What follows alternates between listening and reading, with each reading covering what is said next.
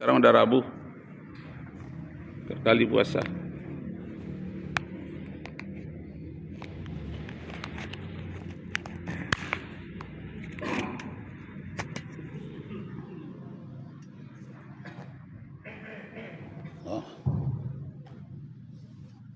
Bismillahirrahmanirrahim. Assalamualaikum warahmatullahi wabarakatuh. Waalaikumsalam. Alhamdulillahirabbil alamin. Wassalatu wassalamu ala asyrafil anbiya'i wal mursalin wa ala alihi wa ashabihi ajma'in. Kembali bersyukur kepada Allah Subhanahu wa taala yang mengucapkan alhamdulillahirabbil alamin. Berselawat kepada Nabi Muhammad sallallahu alaihi wasallam. Allahumma shalli ala sayyidina Muhammad wa ala ali sayyidina Muhammad. Assalamualaikum ya Rasulullah. Bapak Ibu jemaah salat subuh yang dimuliakan oleh Allah Subhanahu wa taala, yang akan mengisi kajian subuh kita pada pagi hari ini itu adalah Ustaz Dr. Muhammad Rafiq Jamali kepada Ustaz kami pada senang. Ya, Pak Imam. Allah. Astaghfirullahalazim.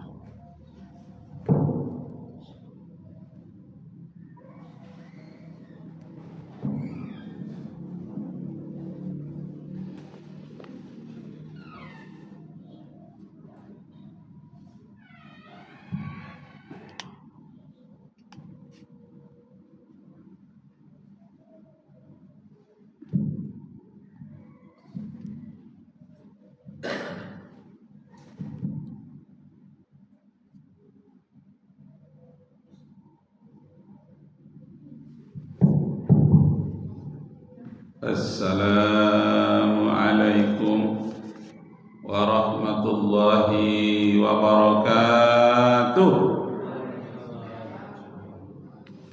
Nasykurullah syukran katsira bi qiraatil hamdalah ala hidayatihi wa taufiqihi alladhi nahnu na'isu biha wa nusalli wa nusallimu ala sayyidina Muhammadin ala juhdihi wa bazlihi li tablighi syara'illah hidayatan lana.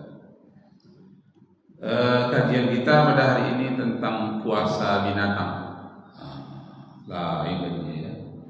Puasa binatang. Manusia aja kadang tak puasa. Ini ada pula puasa binatang. Masya Allah. Apa itu puasa binatang? Puasa binatang itu ada namanya puasa ayam. Ayam lagi mengeram telur.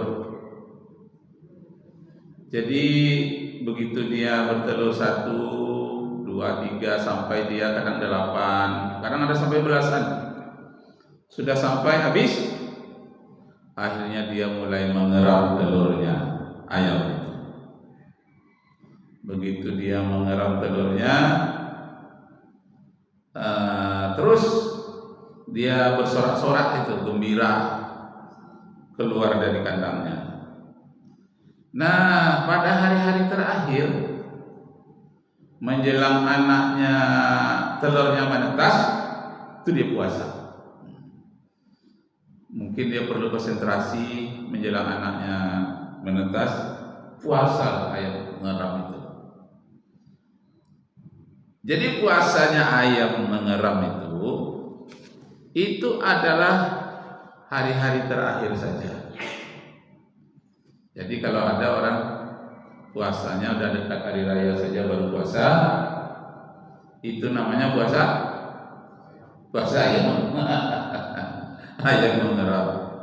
Tujuannya apa? Nanti orang hari raya, dia duluan hari raya daripada kita.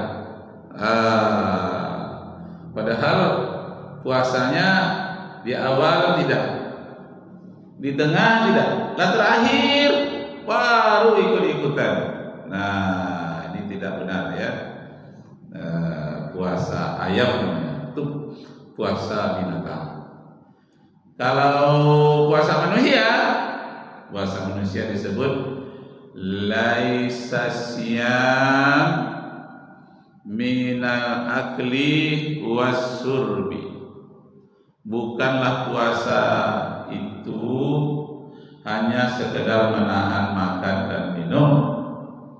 Wa inna masyamu minal lagwi warruksi. Lebih dari itu, puasa manusia itu adalah menahan mulutnya dari perkataan yang logh itu yang tak berguna, bergurau-gurau yang arahnya ke kiri, perkataan-perkataan penghinaan, caci maki, itu namanya lagwi, minal lagwi warrufsi, dan kata-kata mencaci maki. Nah, itu tidak boleh. Jadi pelihara mulut, perut, pelihara mata, tidak makan. Di samping itu pelihara mulut dari perkataan-perkataan yang kotor. Minal lagwi warrufsi, dari perkataan yang kotor dan perkataan yang keji. Nah, kalau dasarnya sudah jelas, surat Al-Baqarah ayat 183. Ya ayyuhalladzina amanu kutiba alaikumus shiyam. Hai istimewanya orang-orang yang beriman. Jadi kalau iya saja tak istimewa. Ya imam, ya ustaz, itu enggak istimewa. Tapi kalau pakai ayyuha, ya ayyuhal ustaz, berarti ustaz yang istimewa itu. Nah, dalam Al-Quran orang beriman disebut ya ayyuhalladzina amanu. Ya itu harfun nida, untuk memanggil namanya. Ayyuha untuk keistimewaan. Jadi dalam terjemahan itu tidak nampak itu terjemahan Departemen Agama. Hei orang-orang yang istimewa, yaitu orang yang beriman. Kata-kata istimewanya tidak muncul. Tapi munculnya di mana? Dari rasa bahasa. Ilmunya namanya ilmu balaghah. Balaghah itu apa? Sastranya Al-Quran. Jadi hebat sastra Al-Quran itu. Ada yang ujung-ujungnya sama itu sastra Al-Quran. Misalnya kalau a'udzu birabbin nas ya, semuanya. Qul a'udzu birabbin nas. Malikin nas, ilahin nas. Kan nas semuanya. Sehingga anak TK pun mudah menghafalnya. Orang yang di luar Arab pun mudah menghafalnya. Kenapa? Ada SS ujungnya. Lebih indah daripada sastra, dari puisi-puisi karya Khairil Anwar untuk di Indonesia. Jadi indah dan mudah menghafalnya. Itulah kehebatan Al-Quran, mukjizat Al-Quran. Seluruh bangsa di dunia ada yang hafal Al-Quranul Karim. Yang terbanyak di dunia hafal Al-Quran itu orang Afrika. Afrika itu bahasanya nggak bahasa Arab, tersendiri bahasa Afrika. Tapi dia fasih membacakan ayat-ayat Al-Quran. Nah, tentang ya ayyuha tadi itu, ya itu harfun nida, huruf untuk memanggil. Ayyuha ini istimewa. Jadi ya ustaz dengan ya ayyuhal ustaz beda. Ya imam, ya ayyuhal imam berbeda. Ayyuha itu menunjukkan istimewa. Hanya orang-orang istimewa lah yang dipanggil untuk melaksanakan puasa. Nah, tadi sudah kita sebutkan puasanya binatang ya. Rupanya binatang itu puasa juga dia. Masya Allah. Yang kedua, ada binatang yang berpuasa juga, ular. Kalau bahasa Bangkinang ulek. Aneh juga bahasa Kampar. Ular yang besar itu di sawah ulek namanya. Ular yang di dalam cabai ulek juga. Ular yang kupu-kupu ulek juga. Semuanya ulek. Cuma ulek godang, ulek ketek. Tapi dalam bahasa Minang enggak. Kalau gadang itu ular, kalau ketek baru ulek, ya. Kalau dalam bahasa Indonesia yang besar ular, kalau yang kecil ulat. Jadi ular itu berpuasa. Cuma puasanya ular itu tergantung dari makanannya. Kalau besar makanannya itu dia lama puasanya. Kalau kecil puasanya sebentar. Cuman puasanya ular itu lalok kerajonya, tidur. Sudah makan ya, menggulung diri tidur ya, tidur sampai perutnya lapar lagi. Bu, kok ada kurang puasanya lalok ya kerajanya. Puasa apa namanya itu? Puasa ular. Panggil aja, ular apa itu? Lalok aja puasa. Jangan ya, jangan puasa ayam hanya hari terakhir. Jangan pula puasa ular, puasanya tidur saja, mentang-mentang.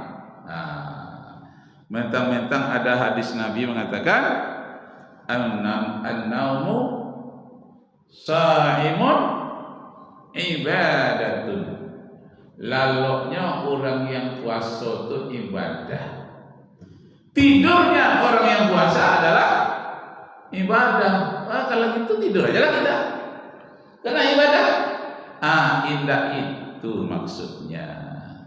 Maksudnya tidurnya orang puasa itu adalah ibadah. Ialah dia banyak beribadah, lalu capek dia istirahat. Atau dia bekerja sesuai dengan kemampuannya di saat bulan puasa. Setelah itu dia istirahat, tertidur dia. Tidurnya itu dihitung sebagai ibadah. Bukan tidur aja terus kayak ular tadi, enggak.